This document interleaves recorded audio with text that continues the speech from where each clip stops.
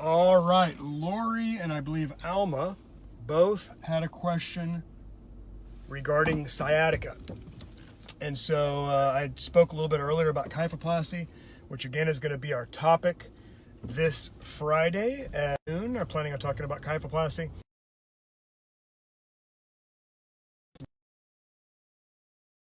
We covered this in a Facebook Live a few weeks ago. Turn off the back of the leg or the back of the leg or the sinus leg that people associate with having a pinched nerve.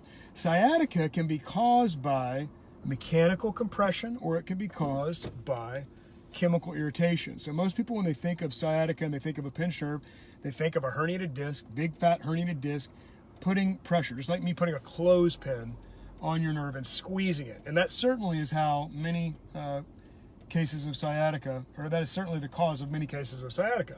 But another possibility is chemical irritation, or known as chemical radiculopathy. Radiculopathy means that a nerve root is being irritated, as is the case with sciatica.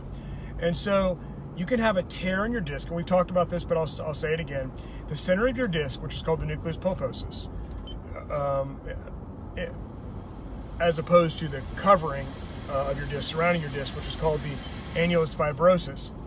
That center of your disc, that jelly in the jelly donut, has chemicals in it called cytokines. And cytokines are very normal. Cytokines are something that naturally occurs in your body as part of your immune system. Cytokines are, for instance, what causes fever. Interleukin 1 or IL-1 and IL-2 cause fever. And so, and there's lots of other cytokines that have other types of inflammatory jobs in your body. Well, when those inflammatory mediators or cytokines leak out of your disc and get on your nerve, they can cause the nerve to burn, if you will, to have a chemical radiculopathy, to be irritated, to be inflamed, and send pain down your leg and cause sciatica. So I think specifically what both Lori and Alma were asking is, hey, you know, my husband, or maybe it was them as well, but I think they said their husbands, you know, would have this intermittent sciatic pain. And why is that? Why does pain sometimes come and go? Well, it certainly can be positional. You could be bending and twisting into a certain position that makes the room for your nerve, or the space available for your nerve, minimized and compresses the nerve and causes that mechanical compression. You can also have flare-ups because you just have a high level of inflammation in your body. And those chemical mediators that can leak out of the disc through a tear in the annulus fibrosus, it's called annular tear, can cause irritation, kind of like pouring hydrochloric acid on your nerve. And as you move around, you exercise, you go out of that position that mechanically compromises your nerve, or that inflammatory state becomes less heightened. You drink some antioxidants, you exercise, you increase blood flow, whatever it takes to sort of wash away those irritative chemicals away from the site that's causing the irritation. Or your body is just kind of going through a natural cycle of having pain and not having pain. Very common for people to, quote unquote, throw their back out. I even throw my back out, you know, once a year.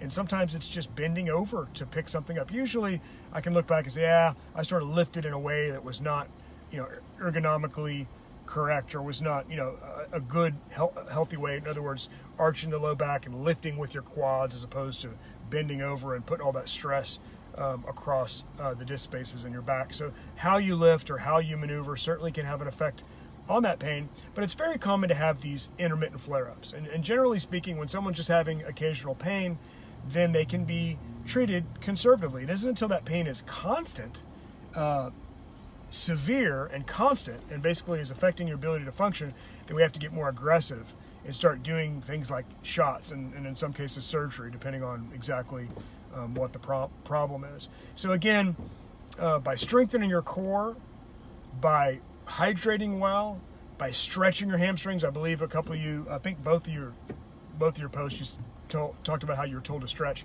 That stretching of the hamstrings, you want to stretch all of your muscles. You want your whole body. You want to stretch all the time, especially before a workout. And even if you don't work out, you know, with weights or whatever, if you're going to partake in a sporting activity, athletic activity, you should certainly stretch. But stretching is a very good way to help alleviate back pain. Strengthening your core to supply more or to increase the musculature around your lumbar column so that more of the load is taken up by the muscles and not purely by the bones and the discs and the facets is also a very good idea. Hydration. I believe sauna therapy, and there's a nice 1-hour Facebook Live on sauna therapy that you can read, that you can watch, and you can read Dr. Lawrence Wilson's book on sauna therapy if you want to do that. Find it on Amazon. Sauna therapy is a great way to detox, increase blood flow to all the areas of your body. Eating foods that are anti-inflammatory, antioxidants, lots of fruits and vegetables. I think that's a very good idea. And just basically wellness in general. Spiritual wellness, relationship wellness, getting good sleep. All those things are very important and can help with sciatica. Now, obviously, if you've got a big bone spur or a disc herniation poking into your nerve, then these things may not work. And certainly if you've gotten to the point where the pressure in your nerve is so severe that you started to, say, lose strength, like I see in patients today. I saw a patient with a neck problem, and he's actually got weakness in his arm and 2 different muscle groups. He's got multiple levels that are affected. He's got a nerve test that corroborates this, and an MRI that shows he's got very severe compression, not unlike our patient that we talked about a couple of weeks ago on a Facebook Live that I showed you the live cervical surgery that I did. And he's going to require pretty immediate surgery, possibly this Thursday, but if not, for sure within the next week. He's not rapidly progressing, but he's got severe enough weakness that he needs to get to the operating room sooner than later, so he doesn't have a permanent deficit, and we have a better chance of getting a recovery in him. So the treatment for Laura and Alma, I know I'm rambling, but the treatment is hopefully non-surgical. It's hopefully activity modification and wellness. If not, then we can give shots, epidural steroid injections. I think one of you mentioned that in your post as well. That's very commonly used to take away the inflammation. If we can't get the inflammation to improve naturally, then we can get the inflammation to improve with pharmaceuticals. The good thing about epidurals is they don't have systemic side effects, or have very limited systemic side effects, because we're injecting it to a specific area. We're not giving you a pill or a shot in the butt and circulating steroids throughout your whole body, but just putting it around that nerve itself. But again, even if I tell patients all the time, when I give you an epidural steroid injection, and I do a fair amount of those, I'm not giving you a immunization against pain. It's not like I give you an epidural steroid injection and you never have pain again. It is to take the inflammation out of your nerve, break the pain cycle, because there's clear evidence that sometimes just by breaking the pain cycle, the pain will get better or go away. Sometimes that works, sometimes it doesn't.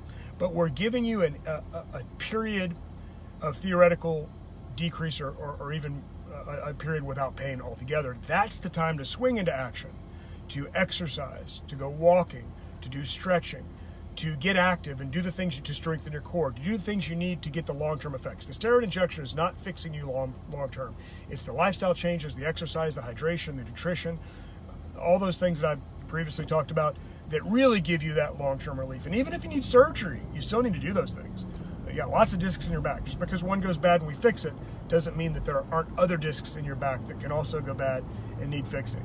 And the best thing you can do is to be well, to engage in a wellness program that includes exercise, hydration, rest, stretching, core strengthening, and all those things. And so I wish I had a book in front of me to show you Lori and Alma.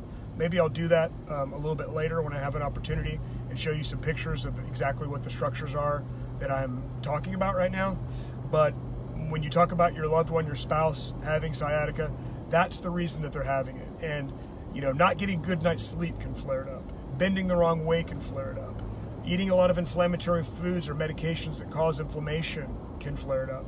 And on the converse, things that are anti-inflammatory, meditation, sauna therapy, lots of fruits and vegetables, and all those kind of things can actually counteract that hyper-inflammation, if you will, and reverse it, reduce it, and improve that pain. Traction actually takes, when it's a mechanical compression, even when it's a chemical radiculopathy, traction allows better blood flow to the area. It can help wash away some of those irritative chemicals. Everyone's familiar with lactic acid. You go to the gym, you work out hard, especially if you haven't worked out in a while, you're sore the next day. That's not exactly a cytokine, but it's sort of similar. You're building up an inflammatory chemical in your muscle that causes you to be sore.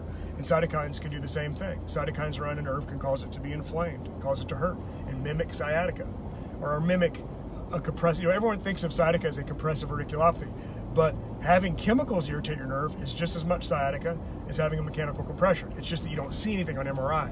So everyone's like, oh, the MRI is normal. How come I have pain shooting down the back of my leg? Well, that's because there's chemicals leaking out of your disc around your nerve that you can't see on MRI that are causing your pain. Doesn't mean you don't have pain.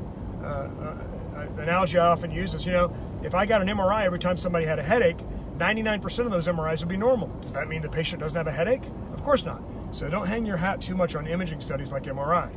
The decision or the diagnosis has to be made by looking at multiple things. Most importantly, the history, the physical exam, honestly.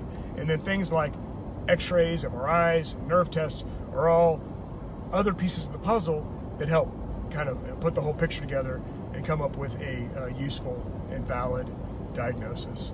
So I hope this is helpful. Your question about sciatica. What is sciatica? What causes sciatica? How can you make sciatica better without the help of a doctor? How can you make sciatica better with the help of the doctor but without surgery? And then in extreme cases, making it better with surgery, surgical intervention. Anyway, if I didn't answer your specific question, Lori and Alma, please post on this thread and I'll try to specifically answer your question.